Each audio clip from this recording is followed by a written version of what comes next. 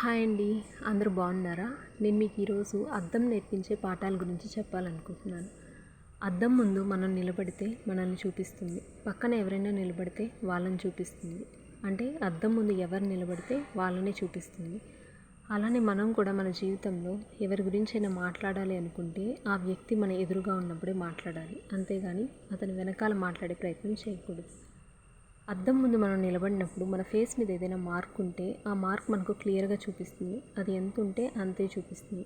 మనం కూడా మన స్నేహితుల్లోనూ మన తోబుట్టువుల్లోనూ మన అనుకున్న వాళ్ళలో ఏదైనా లోపాలు ఉంటే అది ఉన్నది ఉన్నట్టుగా చెప్పాలి. తప్పు అయితే తప్పని, ఒప్పు అయితే ఒప్పని. మనం ఫేస్ మీద అలా మార్క్ చూపించినప్పుడు ఆ మార్క్ మనం సరి చేసుకునే ప్రయత్నం చేస్తామే తప్ప కోపంతో అద్దాన్ని పగలగొట్టం. అలానే మనం కూడా ఎవరైనా మనలో లోపాలు మనకు తెలియజేసినప్పుడు ఆ లోపాలు సరి చేసుకోలే తప్ప ఆ లోపం చెప్పిన వ్యక్తి మీద కోపమో పగ పెంచుకునే ప్రయత్నం చేయకూడదు.